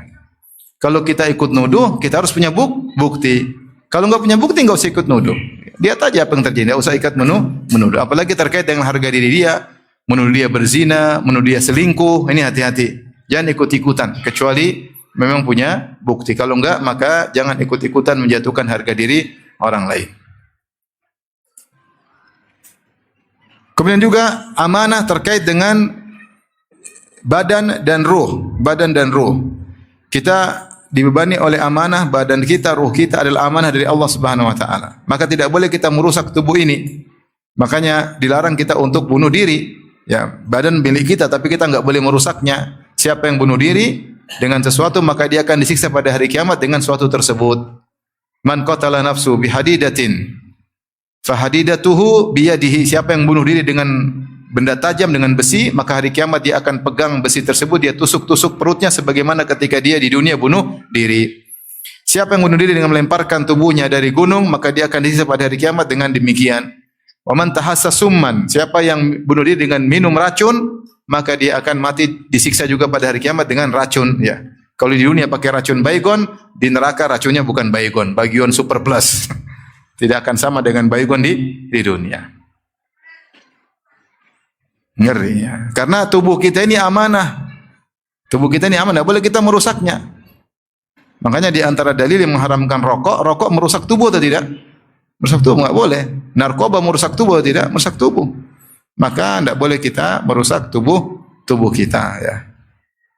Merusak tubuh kita tidak boleh. Apalagi kita merusak tubuh orang lain. Hati-hati, ya. Kita merokok, kita mengganggu tubuh orang lain. Orang lain terganggu kesehatannya, kita tidak jaga. Sampai ada orang, berapa kasus orang meninggal istrinya gara-gara suaminya yang merokok. Istrinya sakit, meninggal gara-gara suaminya yang merokok, karena perokok pasif lebih bahaya daripada perokok aktif. Saya pernah menghadapi kasus ini langsung. Jadi ada perawat di Madinah, orang Indonesia, kenal dengan keluarga. Dia sakit parah, dia tidak merokok, suaminya yang merokok. Suaminya tidak meninggal, dianya yang meninggal. Ini gimana istri meninggal gara-gara dia merokok? Mungkin kalau dia, ini istrinya yang dia cintai. Kadang orang udah merokok, kadang dia tidak peduli orang lain, cuek aja. Saya pernah negur orang, anak saya masih kecil, saya bilang, Pak bisa merokok sebelah sana. Kamu yang pergi sana katanya. Subhanallah. Ini bukan tempat merokok umum, tapi dia kalau sudah enjoy, dia tidak peduli dengan orang lain. Mengganggu ya. Mengganggu kesehatan orang. Sama sonhorak, suara gede-gede, ganggu kesehatan orang enggak? Orang budek enggak bisa tidur, terganggu. Dia pikir santai-santai, dia disco-disco, dia joget-joget. Kemudian orang di samping enggak bisa tidur. Dia pikir semua orang suka dangdutan seperti dia. Orang seadanya enggak bisa tidur, kepala pusing, terganggu pendengarannya. Ini ganggu jasad tubuh orang lain. Nah, ini tidak amanah. Ini hati-hati, ini bahaya ya. Tadi saya lupa juga, di antara amanah terkait dengan harta adalah harta Allah bagi kita adalah amanah. Karena kita akan ditanya pada hari kiamat kelak, min aina iktasabu wa fima anfaqa, dari mana kau dapatkan harta dan ke mana kau infakkan. Maka seorang amanah dalam mencari harta harus halal dan dia konsumsikan, dia belanjakan harus jelas. Setiap yang kita belanjakan kita harus siap ditanya oleh Allah Subhanahu wa taala. Kalau kita enggak bisa jawab, enggak usah belanjakan. Mau beli ini, bisa jawab enggak kalau ditanya Allah? Kalau bisa beli, kalau enggak bisa enggak usah beli ya. Ya kalau enggak punya uang mau beli apa Ustaz? Ya udah kalau enggak punya uang. Saya bicara yang punya uang. Yang punya uang enggak boleh beli sembarangan. Mentang-mentang duit dia triliun, dia mau berfoya-foya, enggak bisa. Itu harta amanah. Kalau kau berfoya-foya yang tidak perlu, belanja-belanja yang tidak perlu, ya. Beli barang-barang yang hanyalah mubazir atau israf, berlebih-lebihan, maka ini repot pada hari kiamat kelak. Manfaatnya kecil, harganya mahal. Manfaatnya kecil, harganya mahal. Itu di antara bentuk israf. Manfaatnya kecil, harganya mahal ya. Apalagi untuk bangga-bangga, untuk sombong-sombongan. Waliyadzubillah. Kemudian juga contoh amanah terkait dengan ilmu. Amanah terkait dengan ilmu ya. Bagi terkait dengan para dai, ketika dia menyampaikan ilmu, dia harus amanah. Ya, kesalahan mungkin terjadi, tapi dia berusaha seamanah mungkin. Dia belajar dengan baik, apa yang dia sampaikan memang benar, dia tidak merubah-rubah dalil, tidak merubah perkataan para ulama, tidak memelintiri pemahaman yang benar, ya. Tidak berbohong atas nama ulama, ya. Kalau ketergelinciran terkadang itu semuanya dimaklumi. Tapi kalau sengaja kemudian merubah, sengaja mengganti-ganti, ya ini namanya tidak amanah, tidak amanah. Bahkan kita dalam dunia akademis ya, misalnya saya menulis sebuah tulisan, kalau ini adalah hasil karya orang lain, saya harus cantumkan, tidak boleh jadi plagiator seakan-akan karya saya, enggak boleh. Kesimpulan ini bukan saya yang dapatkan, tapi kesimpulan ini disimpulkan oleh seorang ulama, maka saya di antara amanah saya harus nukilkan bahwa ini dari si fulan, dari ulama ini. Tidak boleh terkesan seakan-akan saya yang menyimpulkan, sehingga terkesan seakan-akan saya yang pintar. Ini tidak boleh, namanya plagiator, dan ini dalam dunia akademisi sangat terlarang. Salah satu bentuk tidak amanah adalah melakukan plagiat ya. Plagiat yaitu menukil hasil karya orang lain mengatasnamakan dirinya, meskipun satu paragraf, enggak boleh dalam dunia akademisi untuk menjaga keamanan ilmiah ya. Enggak boleh ya, enggak boleh. Ini contoh. Amanah adalah menyampaikan perkataan ustaz. Ustaz bilang begini, harus amanah, benar-benar. Bahwasanya ustaz mengatakan demikian dalam konteks apa? Jangan ditambah-tambahin, jangan dilebay-lebayin, jangan terlalu dibesar-besarin padahal tidak seperti itu. Jangan kemudian diterapkan pada seorang padahal ustaz tidak menerapkan pada seorang, maka ini harus amanah karena kita menukil perkataan guru kita, perkataan ustaz. Karena kalau kita tidak amanah sering terjadi kacau balau, pertikaian, keributan, ditambah-tambahin, dikurang-kurangin sehingga digambarkan tidak sesuai sebagaimana mestinya. Makanya para ulama menyebutkan terkadang nukilannya benar persis. Ustaz ngomong A B C D E. Dia nukil, Ustaz tadi ngomong A B C D, tapi cara dia menukil dia kasih muqaddimah, dia kasih kesimpulan. Sehingga orang yang mendengar seakan-akan Ustaz mengikuti kesimpulannya. Ini namanya tidak amanah dalam menyampaikan. Harusnya dia bilang, saya dengar Ustaz ngomong begini. Apa mungkin Ustaz maksudnya begini? Itu lain cerita. Sehingga orang tahu, oh ini kesimpulan dia sendiri. Tapi mengesankan seakan-akan itu kesimpulan Ustaz, maka itu namanya tidak amanah. Hati-hati. Apalagi ditambah-tambahin, dikurang-kurangi. Tidak ditambah, tidak dikurangi saja, harus disampaikan sebagaimana yang disampaikan. Jangan menggambarkan berlebih-lebihan atau menggiring kepada sesuatu yang tidak dimaksud oleh sang guru, oleh sang ustaz. Ini amanah dalam ilmu, ya. Ya. Kemudian juga dalam menisbah perkataan kepada seorang mengatakan demikian, harus benar-benar dicek benar atau tidak. Ya, oleh karenanya saya dulu waktu S2 menukil tesis saya, judulnya Ajwibat Syekhul Islam Ibnu Taimiyah rahimahullah taala an syubhatil mu'attilah fi sifat dzatiyah. Jawaban Ibnu Taimiyah rahimahullah terhadap syubhat-syubhat para penolak sifat dzatiyah.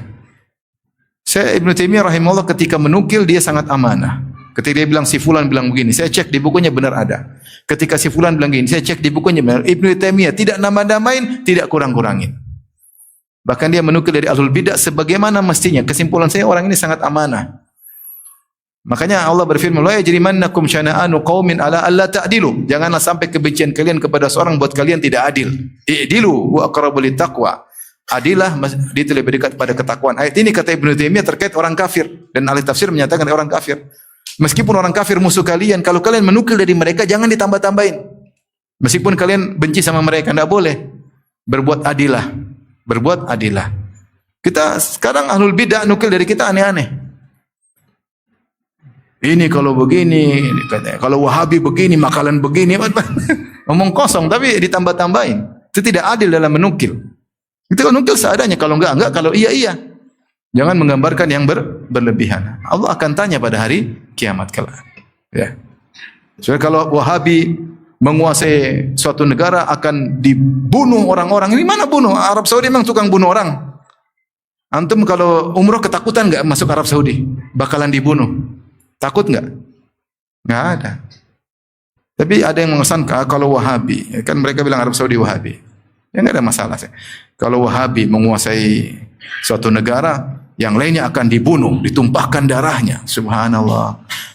Apakah seperti itu kenyataannya? Lihat kenyataan. Ada ulama yang bilang begitu. Kamu kan bisa lihat kenyataan, bisa ulama ini benar, kau bisa nilai kenyataannya bagaimana? Kau saja ke sana tidak ketakutan. Jadi maksudnya seorang jujur meskipun musuh. Dan saya dapati Ibnu Taimiyah rahimahullah ketika dia menukil perkataan ahlul bidah, baik Mu'tazilah, Jahmiyah atau Asy'ariyah, dia nukil sebagaimana mestinya. Tidak ditambah-tambah, tidak dikurang-kurangi, tidak dibumbuin, tidak. Kemudian dia bantah secara ilmiah. Jauh dari kata-kata kasar, ilmiah murni. Seakan-akan dia seorang akademisi. Makanya orang kalau baca buku dia tenang, karena dia tidak maki-maki. Berbeda dengan sebagian ulama, kalau kita baca mulutnya, Masya Allah, maki-maki, ada sebagian ulama seperti itu. Bahkan ulama terdahulu. Ibnu Taimiyah enggak. Bahkan dia terkadang memuji musuh, terkadang dia bandingkan antara satu kelompok dengan kelompok. Bahkan falsafah Yunani saja dia puji sebagian, dia bantai sebagian, ya. Adilnya Ibnu Taimiyah, dan Allah mengatakan wala yajrimannakum syana'anu qaumin ala alla ta'dilu. Ya, jangan karena kebencianmu kepada suatu kaum buat kau tidak adil. Maka dalam masalah ilmiah kita harus amanah. Kita harus apa? Amanah. Saya cerita, saya pernah waktu di majelis S2 kita ada beberapa teman, kemudian waktu itu kita kebetulan diajar oleh Syekh Abdul Razak hafizahullah taala, S3 bukan S2, S3. S2 S3.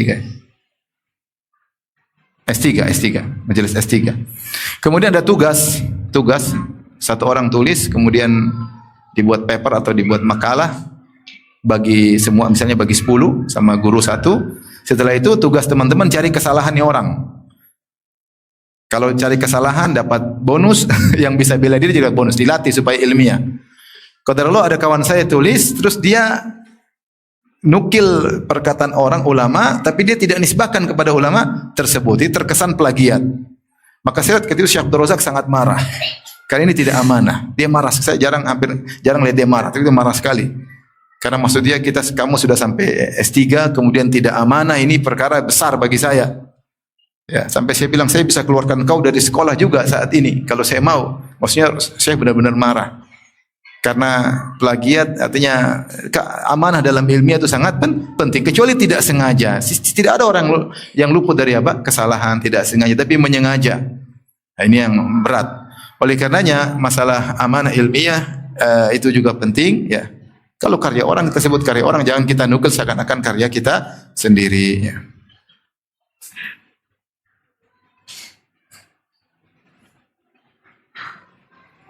Kemudian juga amanah banyak ya. Di antaranya amanah dalam menyimpan rahasia. Yaitu menyimpan rahasia jangan diumbarkan ya.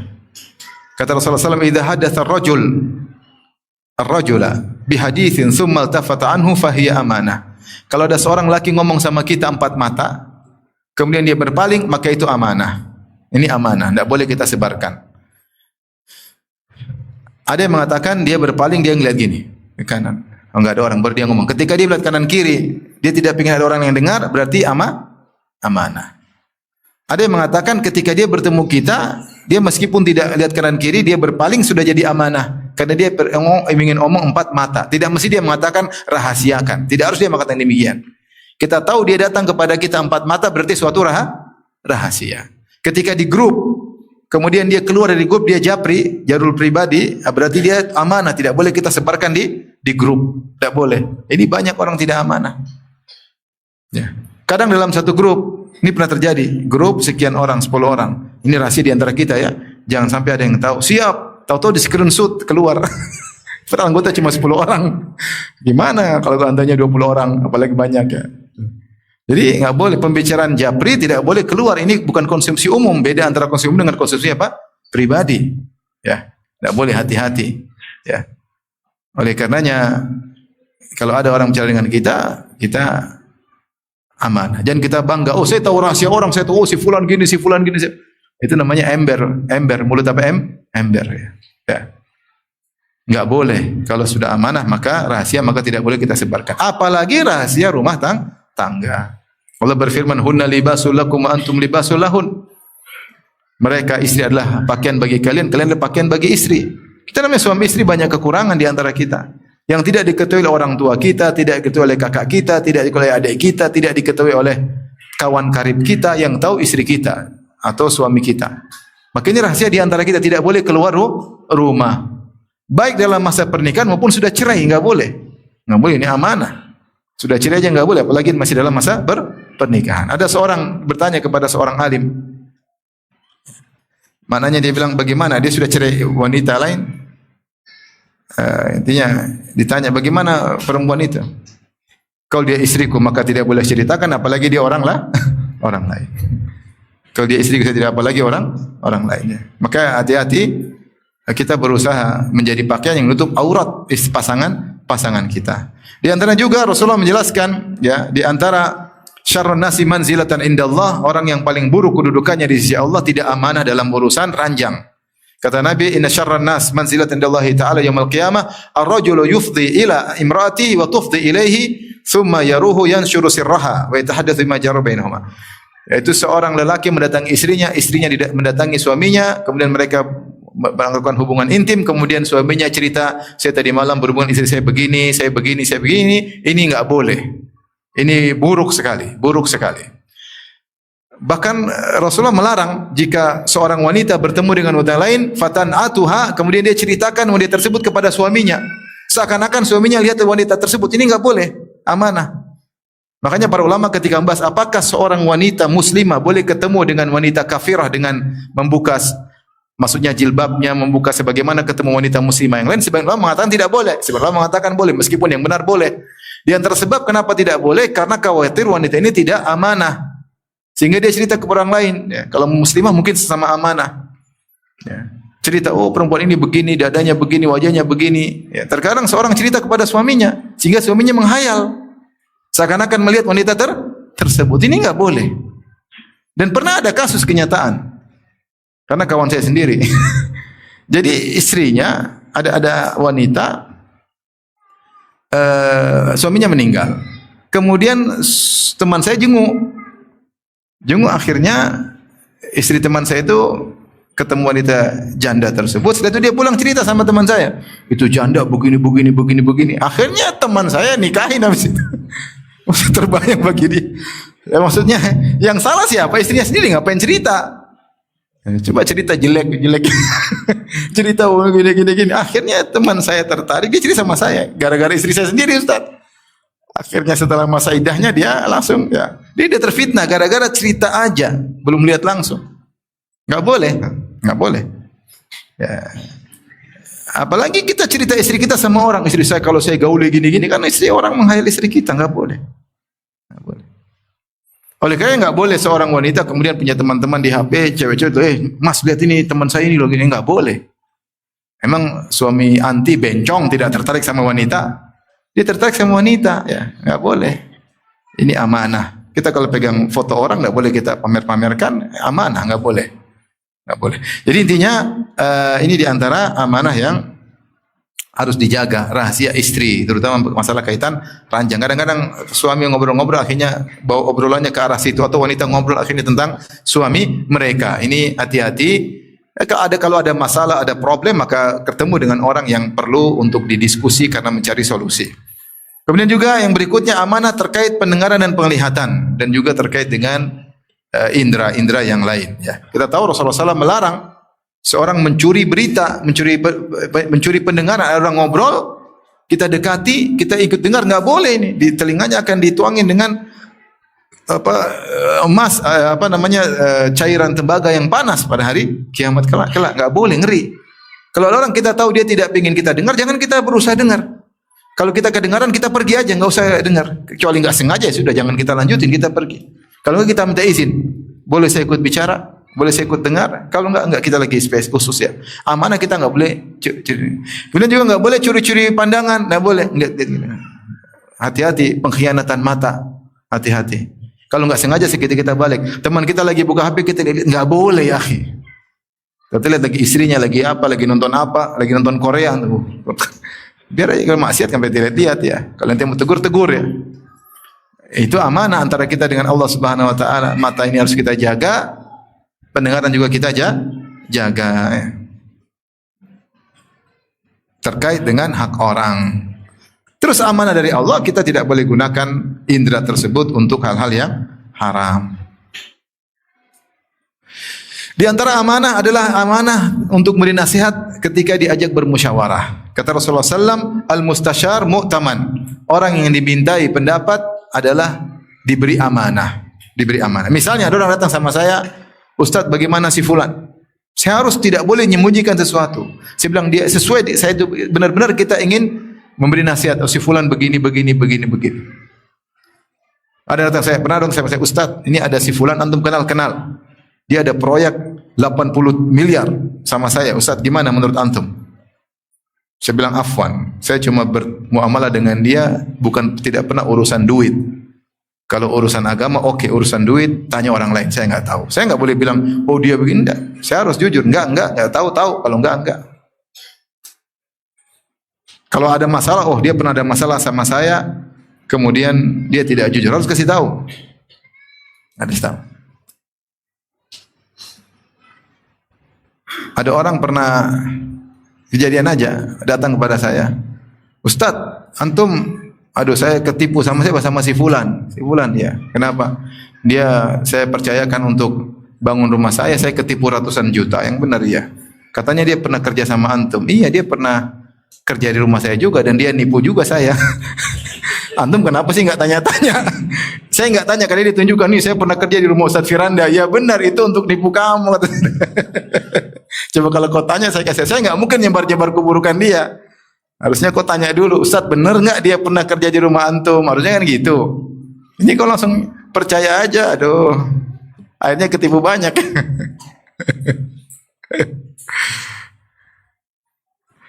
Jadi kalau minta nasihat atau musyawarah, ingat kita akan ditanya oleh Allah Subhanahu wa taala. Kata Nabi sallallahu alaihi wasallam, al-mustasyar mu'taman. Yang dimintai pendapat harus punya. Kalau enggak punya ilmu bilang saya enggak tahu. Kalau punya ilmu tentang si fulan tahu. Makanya Rasulullah SAW ketika ditanya oleh Fatimah bintu Abi Qais, dia mengatakan, ya Rasulullah, sungguhnya Abu Jaham dan Muawiyah melamarku. Siapa yang saya pilih? Rasulullah jelaskan kekurangan mereka. Amma Abu Jaham fadarrabun lin nisa, la yadau asahu an atiqihi. Adapun Abu Jaham suka mukul istrinya. Kalau nikah suka pukul apa? Perempuan. Dia tidak pernah menanggalkan tongkat dari pundaknya. Itu sering bawa tongkat pukul istri. Wa Muawiyah fasu'lukun la mal. Muawiyah miskin, tidak punya uang. Kemudian kata Rasulullah, inkahi Usamah ibn Zaid. Nikahlah Usamah bin Zaid. Maka akhirnya dia menikah dengan Usamah bin Zaid. Itu Rasulullah menyebutkan kekurangan orang tersebut karena ini sedang minta apa? Pendapat. Minta pendapat ya. Maka ini juga di antara terkait dengan amanah, maka kita harus amanah. Secara umum amanah adalah tanggung jawab yang Allah bebankan kepada kita yang akan diminta pertanggungjawaban. Makanya Rasulullah mengatakan kullukum ra'in wa kullukum mas'ulun an ra'iyatihi. Setiap kalian adalah penanggung jawab dan setiap kalian ditanya akan tanggung jawabnya. Dan yang paling berbahaya adalah amanah terkait dengan kekuasaan. Ini yang paling berbahaya. Amanah terkait dengan kekuasaan ini paling berbahaya ya. Rasulullah SAW bersabda, makanya ketika ada yang bertanya, ya Rasulullah, mata sa'ah? Kapan hari kiamat? Apa tanda hari kiamat? Rasulullah jelaskan, idza duyi'atil amanah fantadhiris sa'at. Kalau amanah sudah disia-siakan, maka tunggulah hari kiamat. Bagaimana amanah disia-siakan? Rasulullah menjelaskan, idza wussidal amru ila ghairi ahlihi. Jika perkara jabatan diserahkan kepada yang bukan ahlinya. Jika jabatan diserahkan kepada yang bukan apa? Ahlinya di antaranya. Ini penting, masalah berat ya. Oleh karenanya di antara amanah yang sangat berat, amanah yang terkait dengan banyak orang. Ketika seorang menjadi pejabat, maka pejabat itu kalau dia tunaikan amanah, pahalanya sangat besar. Tapi kalau dia melalaikan amanah, maka ancaman nerakanya juga sangat besar. Dia kalau enggak mendapat menggapai surga yang tertinggi, dia menggapai neraka yang paling parah. Makanya ketika Nabi menyebutkan 7 golongan yang Allah naungi pada hari kiamat kelak, Nabi sebutkan yang pertama, imamun adil, imam yang adil. Makanya Ibnu Taimiyah mengatakan, fal imamul adil ya, afdalul mujahidin fi zamani atau kama qala. Beliau berkata imam yang adil adalah mujahid terbaik di zamannya. Karena untuk bisa adil, untuk jujur, untuk menunaikan amanah sangat berat. Tapi kalau dia bisa, pahalanya sangat besar. Tapi kalau tidak, maka binasa. Rasulullah SAW berkata, innakum satahsiruna alal imarah, satahrisuna alal imarah. Kalian akan semangat untuk menggapai jabatan kekuasaan. Wa satakunu nadama yaumal qiyamah, dan kejabatan tersebut akan menjadi penyesalan pada hari kiamat. Kata Rasulullah, fa ni'mal murdi'atu wa bi'satil fatimah. Sungguh sebaik-baik kesenangan tetapi seburuk-buruk hari akhirat. Fatimah itu yang berhenti dari sebaik-baik bayi yang menyusui, namun ujungnya kalau selesai menyusui sangat parah kata Nabi. Itu enak memang kalau jabatan dihormati kemana-mana, ini orang hormat semua, dikawal macam-macam. Tapi hari kiamat sangat mengerikan kalau tidak amanah. Kalau amanah alhamdulillah. Kalau tidak amanah binasa.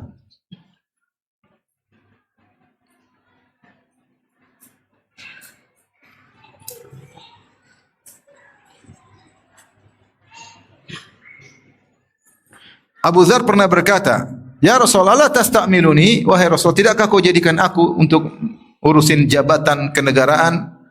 Fadaraba biyadi ala mankibi, kata Abu Dzar, Rasulullah pun menumpukan tangannya di pundakku. Kemudian Rasulullah berkata, ya Abu Dzar, wahai Abu Dzar, innaka dhaif, sungguhnya kau lemah. Bukan lemah iman, tapi lemah untuk ngurus-ngurus, manajemen enggak gampang. Wa innaha la amanah, sungguhnya jabatanlah amanah. Wa innaha yaumal qiyamati khizyun wa nadamah. Dan jabatan itu pada hari kiamat hanyalah kehinaan dan penyesalan. Illa man akhadha bihaqqiha, kecuali yang menunaikannya dengan haknya. Wa addal ladzi alaihi fiha, dan menunaikan amanah yang wajib dia tunaikan. Kalau itu oke, kalau enggak binasa. Nikmatil murdi'ah wa bi'sati al-fatimah.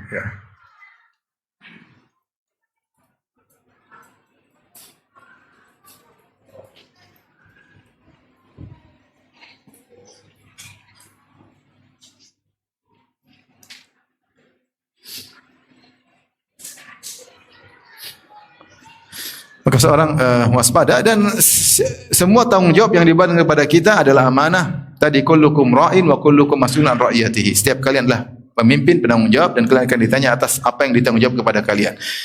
Saya punya anak, punya istri, mereka Allah akan tanya saya tentang mereka. Sudahkah saya jalankan tugas sebagai suami terhadap istri saya, dan sudahkah saya jalankan tugas sebagai bapak terhadap anak-anak saya? Jangan enak aja bikin anak, jangan enak aja kawin-kawin. Semua ada apa? Tanggung jawabnya. Semua tanggung jawabnya. Seorang yang punya yayasan, dia akan ditanya oleh Allah atas uang umat yang dia kumpulkan. Pasti ditanya. Makanya harus amanah. Menyalurkan uang tersebut yang terbaik bagi sebagai donatur, agar bermanfaat bagi donatur tersebut pada hari kiamat kelak. Jangan asal uang sudah kumpul, asal jajan belanja ini, bikin masjid, salah bongkar lagi. Ini uang umat, bukan uang ndasmu, ya. Bukan uang mamak lu, ya. Ini uang umat, ya. Bukan uang mak lo, ya. Ini uang umat, kau harus bagaimana uang ini bisa optimal mereka dapat pahala pada hari kiamat kelak. Kadang orang bikin masjid hanya estetika yang diperhatikan, duit habis banyak, masjidnya ternyata kecil, sempit.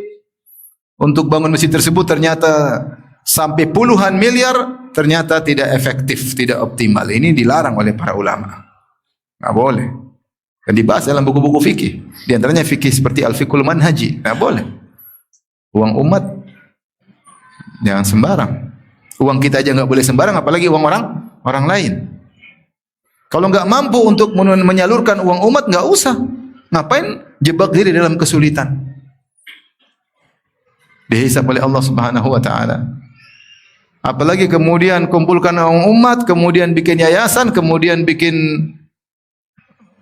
suatu kegiatan sosial, kemudian diwariskan kepada ahli warisnya. Ini dari mana? Ini uang umat, bukan uang mak lo, ya. Enggak. Gimana kemudian diwariskan kepada anak-anak pun, kepada istri-istri pun enggak boleh. Memalukan. Gimana hari kiamat kelak? Intinya masing-masing kita akan punya amanah yang akan ditanyakan oleh Allah Subhanahu wa taala. Sudah apa lanjut? Saya sampaikan kisah orang terdahulu tentang menjaga amanah. Terakhir saya tutup pengajian kita dengan bagaimana amanah yang dilakukan oleh umat-umat terdahulu.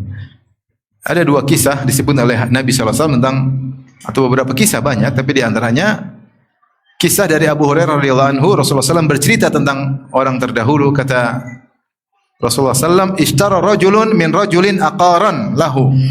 Ada seorang membeli bangunan dari temannya, tanah dan bangunan. Fawajada ar-rajulu alladhi ishtara al-aqar fi iqarihi jarratan fiha dhahab. Ternyata ketika dia beli, dia dapati ada gentong isinya emas. Di bangunan tersebut, entah dalam tanah, entah dalam gentong isinya emas. Faqala lahu alladhi ishtara al-aqar khudh dhahabaka minni. Maka dia pergi kepada penjualnya, dia bilang, fulan, ini punya kamu, ambil. Subhanallah, dia jujur, amanah. Bayangkan, itu emas harganya berlipat-lipat daripada rumah yang dia beli. Dia bilang, ini emas, ambil. Innama ashtaritu minkal arda walam abta' minkal dhahab. Saya cuma beli tanah dari kamu, saya tidak beli emas ini. Ambillah, ini emasmu. Subhanallah. Berkata penjual, innama bi'tukal arda ma fiha. Saya jual engkau tanah dan isinya, ambil aja, saya enggak perlu. Ambil aja. Apakah ada orang seperti di zaman ini? Sulit. Amanah banget, ya. Sampai fatahakama ila rajul. Akhirnya mereka ribut, mereka bertahkim, berhukum kepada seorang. Bayangkan. Betul ya? Kalau kita betul ya, ridho ya. Ridho ya. Jangan betul ya, tanda tangan, panggil notaris. Ridho ya, itu kalau kita. Dia enggak, ayo ambil, ribut sampai suruh ambil sampai enggak mau ambil, ribut. Luar biasa. Amanah bagaimana? Luar biasa. Maka akhirnya mereka pergi ke seorang, akhirnya orang itu bertanya, kau punya anak? Punya. Satu punya anak laki, yang perempuan, kawinin berdua itu. Udah kawin anak kalian, ini harta buat urusin apa? Mereka. Pada ribut ya. Luar biasa. Karena hakim juga nggak bilang punyamu, karena sama-sama nggak mau. Takut amanah ditanya oleh Allah pada hari kiamat. Luar biasa. Ini kisah pertama. Kisah kedua saya pernah sampaikan, ini cerita Nabi juga namun panjang, cuma saya singkatkan aja. Ada kajian khusus tentang kisah tawakal ada kajian saya pernah di YouTube, saya ceritakan aja kisahnya. Ada seorang dari Bani Israel, dia minta pinjam uang 1.000 dinar. Saya pinjam uang 1.000 dinar. 1.000 dinar itu berapa? 1 dinar 4/4 gram emas. 1.000 dinar berarti 425 gram emas, setengah kilo. Setengah kilo sekarang banyak atau sedikit? Banyak lah. Setengah kilo berapa juta? Sekarang 1 gram berapa? 1 miliar lebih. Setengah kilo 1 miliar lebih. Banyak lah itu ya. Banyak. Maka dia pinjam uang 1 miliar atau setengah kilo. 1.000 dirham, 1.000 dinar. Kemudian orang yang dipinjamin, yang mau dipinjam, yang mau kasih pinjam bilang, mana saksi? Ini banyak ini, bukan sedikit, 1.000 dinar. Kata orang tersebut, cukup Allah jadi saksi yang mau pinjam. 1.000 dinar, Allah jadi saksi. Waduh, agak repot juga. Kata dia, kalau gitu datangkan penanggung jawab. Kalau kau nggak bisa bayar, harus ada kafil penanggung jawab. Kata dia, cukup Allah penanggung jawab. Waduh. Berat. Kata yang mau pinjamin, engkau benar. Ya udahlah, cukup Allah jadi saksi. Cukup Allah sebagai penanggung jawab. Kemudian dikasih 1.000 dinar. Nanti bayar waktunya ada. Waktu sekian kau harus bayar. Ada jatuh tempo. Maka akhirnya waktu berjalan, ketika waktu jatuh tempo dia mau bayar. Orang ini dia sudah cukup 1.000 dinar. Maka dia cari kapal untuk nitip orang untuk antar 1.000 dinar ini kepada yang pinjamkan dia uang. Dia tepat waktu orang ini. Ketika dia cari, ternyata kapal nggak ada. Kapal nggak datang. Padahal sudah jatuh tempo. Dia tidak ingin melanggar jatuh tempo tersebut. Kalau dulu kan, kalau sekarang ya ada WhatsApp, kapal nggak ada besok ya. Atau kapal mungkin datang sekali-sekali, cuma 1 bulan sekali, 1 bulan. Jadi kalau tidak bayar sekarang, mungkin kapalnya telat. Dan tidak ada telepon ketika itu. Akhirnya dia tawakal kepada Allah, dia ambil kayu, kemudian dia lobangi, kemudian dia masukin 1.000 dinar, 1 miliar dimasukin. Kemudian dia lepas ke laut. Ya. Dia bilang, ya Allah, Allahumma innaka ta'lamu anni kuntu tasallaftu fulan alfa dinar. Ya Allah, ini Nabi cerita kisah ini. Dia bilang, ya Allah, engkau tahu aku pinjam uang sama si fulan 1 miliar. Dan dia minta kepadaku penanggung jawab. Saya bilang, engkaulah penanggung jawabku. Dia minta kepadaku saksi. Aku bilang, engkaulah saksiku. Dan dia ridho engkau sebagai saksiku. Dan dia ridho engkau sebagai penanggung jawabku. Dan aku sudah mencari kapal untuk mengirim uang ini kepadanya. Tapi aku tidak dapat kapal. Dan aku titip uang ini kepada engkau ya Allah. Kirimkan kepadanya. Dia lempar ke laut. Subhanallah. Kalau kita bilang majnun kalau gitu. 1 miliar. Nanti dimakan ikan paus. Subhanallah, dia bilang begitu.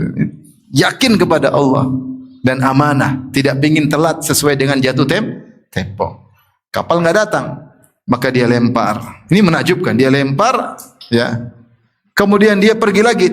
Terus dia tidak pasrah, ya sudahlah, kalau sampai enggak saya sudah berusaha. Enggak, dia tetap berusaha cari uang lagi.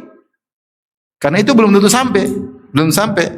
Akhirnya dia masih cari kapal yang lain. Akhirnya dia pun dapat kapal dan dia naik kapal tersebut menuju kampung yang kasih pinjam uang. Dan ketika waktu jatuh tempo, yang minjemin uang tunggu di laut. Ini mana kapal nggak datang-datang nih? Katanya kapal ini datang dia sama uangnya. Ternyata tidak ada kapal, berarti tidak ada uang. Akhirnya tiba-tiba dia lihat ada kayu yang ada uang tadi. Dia ambil untuk jadi kayu bakar tadinya. Subhanallah, gerakan hatinya untuk ambil kayu itu. Ini kayu apa? Buat kayu bakar. Iseng aja dia ambil, bawa ke rumah. Tatkala dia buka, ternyata ada duitnya 1.000 dinar dan ada tulisan. Ya, tulisan ini uang untuk si fulan dari saya. Subhanallah. Oh, sudah selesai. Berarti sudah bayar utang. Bayangkan kayak itu sampai, Allah yang kasih sampai, ada tulisan, ada duit. Ternyata orang itu cari kapal, dapat kapal, dia nyusul. Bayangkan akhirnya dia bawa uang lagi 1.000 dinar. Subhanallah, bawa lagi 1.000 dinar karena dia belum tentu sampai, kan dia daripada dosa. Dia kan yang penting daripada dosa, dia taruh uang. Akhirnya dia bawa lagi meskipun terlambat, bawa 1.000 dinar. Kemudian dia datang kepada orang yang kasih pinjam uang. Terus dia minta maaf karena keterlambatannya. Dia bilang, "Wallahi ma ziltu jahidan fi talabi markabin li atiyaka bi malik." Kata dia, demi Allah, saya sudah berusaha cari kapal supaya ngantar duit kamu, saya enggak dapat. Fama wajadtu markaban qabla alladhi ataitu bihi fihi. Ini kapal yang paling cepat yang saya dapat. Qadarullah saya terlambat, minta maaf. Subhanallah. Orang ini bilang, kau ada kirim sesuatu enggak? Kayu. Sebenarnya orang ini dia bilang, saya kan sudah bilang. Dia tidak bilang saya ada kirim, enggak. Subhanallah. Saya kan sudah bilang, saya tidak dapat kapal. Saya baru dapat kapal sekarang ini. Dia tidak ngaku saya pernah kirim. Sebenarnya orang kalau kita, wali ya, ternyata sampai saya wali. Lihat orang ini luar biasa. Dia tidak cerita, dia tidak ngaku. Dia tidak bilang tidak. Dia langsung nimpali kan. Kau pernah kirim sesuatu enggak? Kan saya sudah bilang, demi Allah ini kapal tercepat yang saya dapatin. Makanya saya terlambat. Akhirnya orang ini juga amanah, dia ngaku. Dia bilang sudah cukup, Allah sudah bayarin kamu. Subhanallah. Allah kirim lewat kayu. Kemudian dia pulang. Subhanallah. Mana yang lebih amanah antara dua orang ini coba? Luar biasa. Mana yang lebih amanah kira-kira? Kalau pikiran kita dua orang gila dua-duanya. Kalau orang zaman sekarang ini orang gila. Subhanallah. Dua-duanya orang soleh. Yang satu dengan tawakalnya ngirim dan dia tidak bilang, oh ya memang saya yang kirim. Ternyata Allah sampaikan ya, luar biasa. Kemudian bikin podcast, bikin apa? Dia nggak ada, dia nggak ngaku. Subhanallah. Dan orangnya juga jujur. Kalau dia nggak jujur, kasih lagi sini. Saya cuma bercanda tadi nanya-nanya sini duit. 1 miliar bohong sekali, nggak apa-apa, tinggal bertobat sama Allah kata. Jadi ini kisah amanah luar biasa yang pernah terjadi. Rasulullah ceritakan ada manusia model begini, ada. Dan setiap yang kita lakukan Allah melihat dan mendengar apa yang kita lakukan. Tapi demikian saja yang saya sampaikan. Wallahu taala alam shawab.